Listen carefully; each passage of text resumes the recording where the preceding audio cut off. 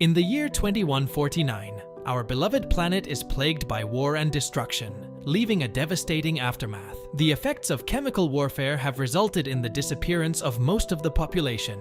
9 years have passed, and the scene shifts to a time where a few fortunate survivors, including Darwin, have found shelter in a bunker. Their only means of connecting to one another is through the computers in their homes. Each morning, Darwin anxiously turns on his computer, hoping for updates on his mother. However, he only finds the same recurring message that she is still asleep. He occasionally gets up from his chair for a quick ultrasound shower, but most of the time he is confined to his chair. He also enjoys virtually extracting minerals from the Earth's surface that are crucial for building advanced bunkers. Meanwhile, a news broadcast reminds him that leaving the bunker is strictly forbidden because of the dangers on the surface of the Earth. While enjoying his brief respite, he selects his lunch from a special window provided by the computer. Until bedtime, the prisoner's sole source of entertainment is computer games. In spite of this, he does not find true happiness. According to Darwin's recurring dreams, his mother abandoned him in the bunker, despite her assurance that he would eventually find a way out. On one of those long, boring days when nothing seems to change at all, Darwin hears a familiar sound while operating a tractor. As he rotates the camera, he sees a dog being pulled into the bushes near him. The virtual team leader cuts him off, prompting him to get back to work. Later, in a storm, Darwin wakes up to find his bunker is out of power, and he is in darkness. He presses the emergency button several times, but nothing happens. As the days pass, Darwin's condition worsens. His malfunctioning computer exacerbates his condition, and his oxygen levels start to drop. Realizing that help isn't going to come soon, Darwin decides to take a risk. He puts on a respirator and tries to open his door using the button on the door. It doesn't open.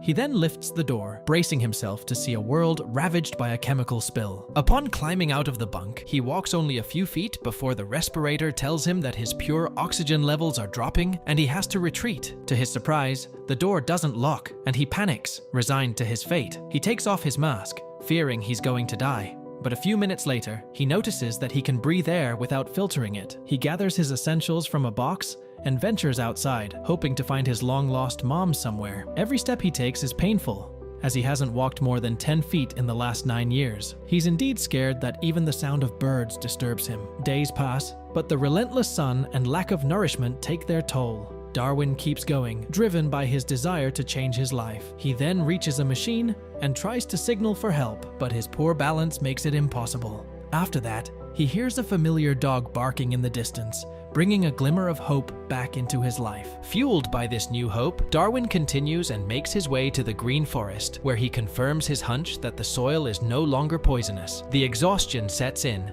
and he falls asleep in the middle of the forest. On the morning of the break, he wakes to the buzzing of mosquitoes and the dog's constant barking, which he has always heard. He notices the dog's owner, a young girl called Dara, hesitating to approach him. Darwin, who has been silent for years, is unable to speak, but he tries to catch up to her, desperately seeking help. She notices him and sets off an alarm, alerting the camp community, who had escaped from the bunker. The worried older woman tells her children to hide while she gets ready to greet the visitor. The woman realizes that Darwin is probably just as scared as they are, and she tells him about her home. Darwin can understand what she is saying, but his language is limited to computers. He takes the food she left for him and eats it on the floor. With each time she says something, Darwin comes closer to the bowl. Finally, Lillian tells the boy about her home, and Darwin does understand what she is saying, but his communication is limited to the computer interface. He says yes to staying at the camp for the night, and tells Lillian to get the mattress out. Relieved to be among fellow living things, Darwin tells himself that this is just a temporary break, and he will keep going in search of his mother. Not long after, he finds himself sitting at a table with the others, tasting tea for the first time. Lillian is curious about him and asks him to answer some questions. Stephen puts his hands on Darwin's and tells him to pretend to type so that Lillian can read what he is saying. For hours, Darwin sits quietly watching this strange form of communication go on.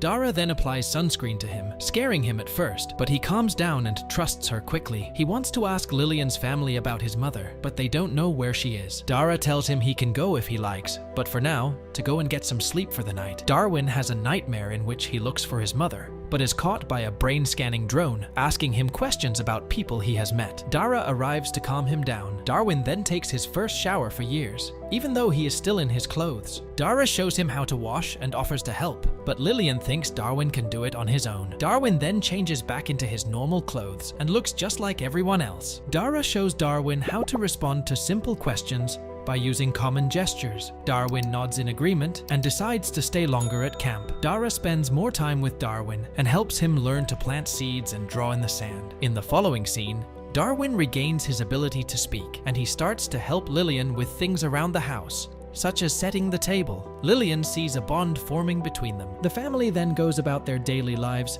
without being aware that the warden's drone is hovering nearby, and they enjoy a dance session in the afternoon. Dara teaches Darwin a waltz, and in exchange, he shows her a few dance moves he's picked up from his video games. During a walk through the forest, Dara tells him the story of how his father broke the law and went to sea to start a new life and have more kids. Darwin gets to know the family and develops a strong bond with Lillian's children. One of her daughters, Beth, is concerned that the government's pursuit of Darwin could put their camp at risk and put everyone else at risk. Lillian tries to console her daughter, but she's aware of the risk she's taking by harboring a strange fugitive. When Beth again expresses her concern, Darwin realizes that she's indirectly talking about him. Darwin realizes that because they're considered criminals for associating with him, they're more likely to get caught. Lillian takes the children for a walk in the woods, and it's Darwin's first time to see the river. He takes a leisurely dip in the wild water and plays games with the children. Meanwhile, Dara leads Darwin to the top of the mountain and makes a lasting impression. Dara talks about how fathers are not expected to leave their families to start new lives on different continents, and how she wishes her beloved one would stay with her forever. As the conversation draws to a close, Dara bravely professes her love to Darwin, believing that their love is the result of fate, and they kiss for the first time. We then see the family coming back to the camp singing, and Stephen gets scared and tells the sisters to keep their mouths shut. As they try to get back to camp, Dara drops her handkerchief on the road, and a passing drone catches sight of them, alerting the family to the pursuit, and everyone scrambles for cover. Lillian's first concern is her young daughter's safety, and the drone skips by without noticing them. Back home, Beth lashes out at her mother for sending Darwin away, accusing her of attracting the drones. But Lillian tells her that they will have to hide in the camp together for a while. Later that night, Dara walks into her friend's room, finds his mattress empty, and finds him out in the yard. He tells her that he's going away to protect his new family from harm,